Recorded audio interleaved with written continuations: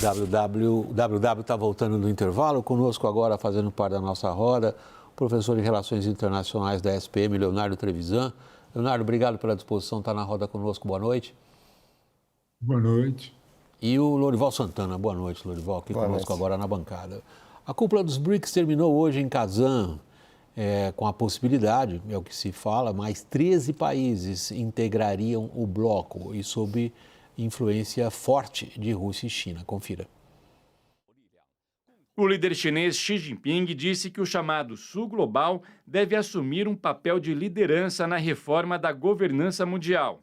Ele citou a Iniciativa de Desenvolvimento Global da China, que busca alavancar a infraestrutura de nações emergentes e que já disponibilizou quase 20 bilhões de dólares em fundos de desenvolvimento. Xi Jinping lembrou do Centro de Excelência para a Inteligência Artificial da Indústria, lançado recentemente em Xangai, e defendeu que o atual sistema financeiro seja alterado para que haja maior colaboração entre os BRICS. O presidente venezuelano Nicolás Maduro surpreendeu ao discursar na cúpula. Em sua fala, Maduro criticou as sanções que afastaram a Venezuela do sistema financeiro global e, mesmo não tendo sido aprovado para se juntar ao bloco, disse que o seu país já faz parte da família dos BRICS. Ao fim do evento, o presidente russo Vladimir Putin disse que discorda da oposição que o Brasil fez à adesão da Venezuela e reconheceu a vitória de Maduro nas eleições. Putin revelou ainda que, a pedido de Lula, repassou um recado a Maduro, mas não detalhou o conteúdo da mensagem. Entre as hipóteses citadas por analistas está a situação dos opositores do regime abrigados na Embaixada da Argentina, assumida pelo Brasil desde as eleições. O Itamaraty busca um salvo-conduto do governo venezuelano para retirá-los dali. O anfitrião russo ainda sugeriu que o mandato de Dilma Rousseff à frente do Banco dos BRICS seja estendido devido às sanções sofridas pela Rússia e pelo fato de que o Brasil vai presidir os BRICS no ano que vem. Ao longo da cúpula, Dilma acusou os Estados Unidos de promoverem sanções com o objetivo de isolar empresas do Sul Global e criticou, segundo ela, o uso do dólar como arma. Vamos lá, nós temos dois assuntos aí no mesmo lugar, mas acho que vale a pena tratá-los separadamente. Vocês querem começar por Venezuela ou pela situação geral dos BRICS? Leonardo, vamos começar pela situação mais própria da Venezuela e depois a gente dá uma ampliada para a posição dos BRICS como grupo, como bloco, como instância, sei lá como você quer chamar. Venezuela faz parte dos BRICS, né? Sentou lá na mesa, discursou.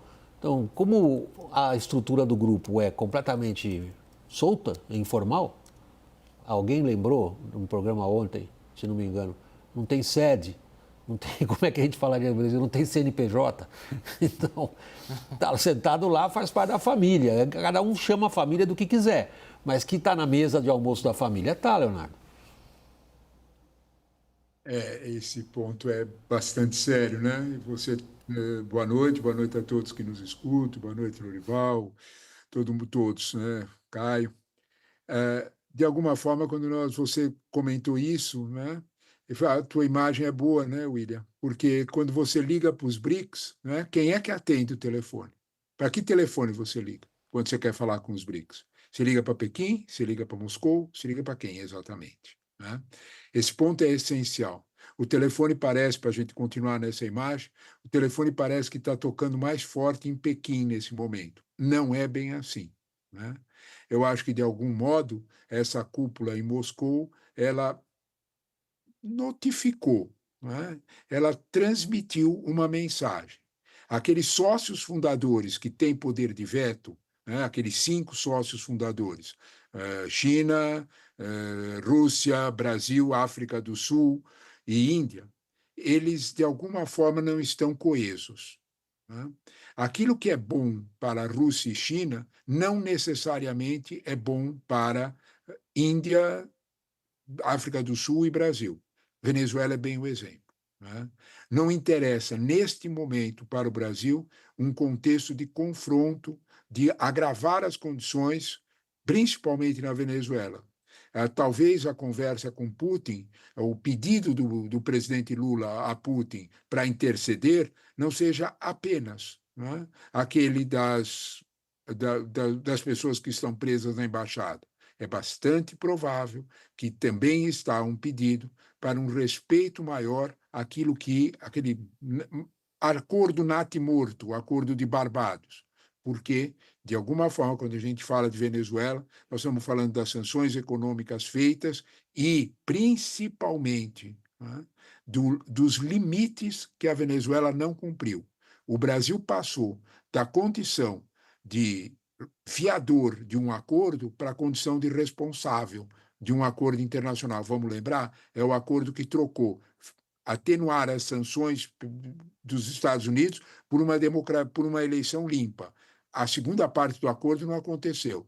É verdade que Chevron e Repsol e outras petroleiras americanas mantiveram aqueles investimentos que fizeram desde o final do ano passado. Leonardo, não, Petróleo foi interessante. Então, de alguma forma, o recado da Venezuela nessa confusão dos BRICS talvez seja de que o mundo ainda, de algum modo, não está preparado para um sul global tão coeso como parece. e aí, o governo brasileiro ficou contente com o Maduro discursando lá, Daniel? Olha, William, o governo brasileiro hoje eu percebo pouquíssima expectativa de uma mudança na situação da Venezuela. Todo mundo com o discurso de que, bom, vamos ver como é que fica até 10 de janeiro, que é quando acontece o encerramento do atual mandato e, em tese, precisaria começar um novo mandato presidencial. O governo brasileiro, sem achar que nada de relevante acontece até lá, está absolutamente descartado um rompimento de relações com a Venezuela, mas o governo brasileiro parece já ter digerido que não conseguiu exercer um papel relevante e nem conseguirá exercer um papel relevante ali numa possível saída negociada que não existe. Agora, o governo brasileiro se vangloriou ao longo do dia de ter conseguido evitar a adesão da Venezuela, segundo se vendeu aqui em Brasília, com um grandíssimo esforço junto aos outros países e contra o interesse da China e da Rússia, que gostariam de empurrar a goela abaixo. E o que o governo brasileiro vendeu é que, embora as decisões dos BRICS sejam sempre por consenso, não dá para considerar ali todo mundo em pé de igualdade. Então, uma possível adesão do Paquistão, a Índia teria mais voz. Uma possível adesão da Coreia do Sul, talvez a China fosse mais ouvida. No caso da Venezuela, o Brasil considerava inaceitável não ser considerado na história. Lembra a ONU, né? Eles criticam tanto, lembra a ONU. Agora, recados que o Putin poderia levar do Lula ao Maduro. Eventualmente, não invada, por favor, esse equívoco, porque o que a Rússia fez com a Ucrânia é exatamente o que o Maduro está falando desse equívoco. Peraí, isso aí era meu, isso não é de vocês, eu só estou recuperando o que sempre foi meu. Por que não? Uhum. Seria incoerente para o Putin levar um recado para dizer faça o que eu mando, não faça o que eu faço, né? Eu entendo a frustração da Venezuela. Eu acho que o Nicolás Maduro tem toda a razão. Isso aí. Traduzido hoje num comunicado duro contra o Brasil. Ele tem toda a razão. É uma discriminação injustificável, porque é um bloco de ditaduras, né? Chefiado por uma ditadura, a China, que comete inúmeras violações de direitos humanos contra a própria população, que ameaça também invadir Taiwan, ameaça anexar territórios do Japão e das Filipinas, faz uma navegação aérea e naval agressiva em toda a área do Mar do Leste e do Sul da China. A Rússia é outra ditadura que invadiu um país vizinho também, como a Venezuela ameaça fazer. O Irã castiga suas mulheres, seus jovens, sua população de forma sanguinária. A Arábia Saudita esquartejou um colega nosso. Emirados Árabes Unidos é outra ditadura. Então, assim, as exceções hoje nos BRICS são as democracias, né? Cuba é a inspiração do regime venezuelano. Por que Cuba pode entrar e a Venezuela não pode? Todo o sistema venezuelano é inspirado no sistema cubano, sobretudo na parte de inteligência militar, dos comitês de repressão, comitês da Revolução, de defesa da Revolução a cada quarteirão.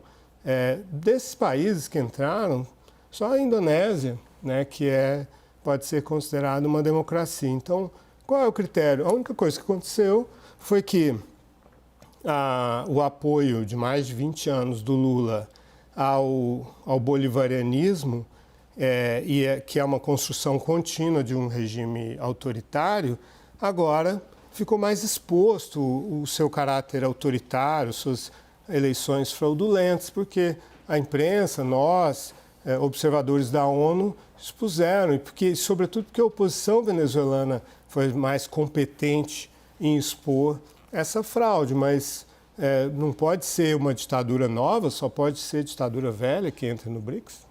Não, pelo jeito a família ali cabe qualquer coisa, né? O que eles estão dizendo.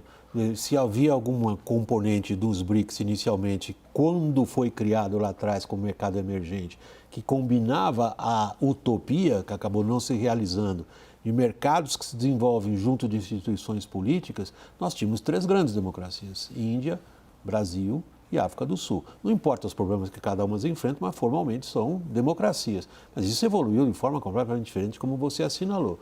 Agora, o chefão de tudo isso fez um dos discursos mais importantes lá, o Xi Jinping.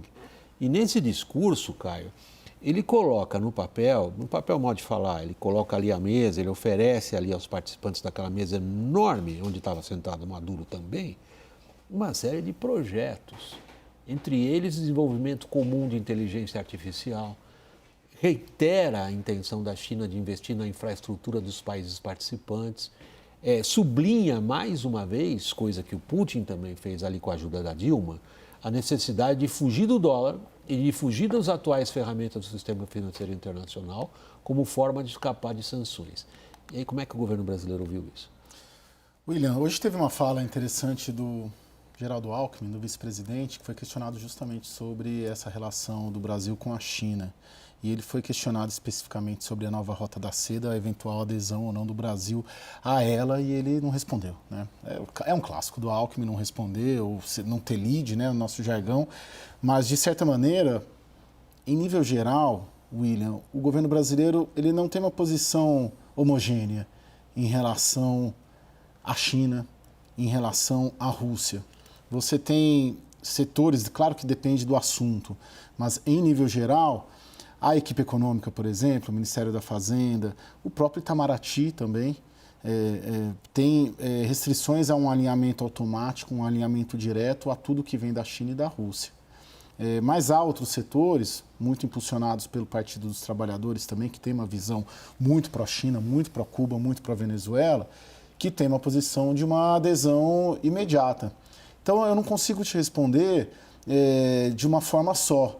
É sim ou não, ou o governo brasileiro está no colo do governo chinês, ou tudo que vier da China será acatado. Porque isso vai passar e está passando por uma série de instâncias dentro do próprio governo que divergem entre si sobre qual é a melhor estratégia em relação a essas ditaduras todas. Leonardo, eu queria submeter à sua avaliação agora o papel do Xi Jinping. O discurso dele causou, como é que eu vou dizer, teve uma repercussão forte em alguns países. Alguns interpretaram como uma tentativa de dizer tão anti-ocidentais não somos. Na verdade, nós queremos aqui inaugurar uma forma de entendimento internacional calcada muito mais na palavra entendimento do que na palavra confrontação. Isso procede? Isso é fato? Ou é mero discurso?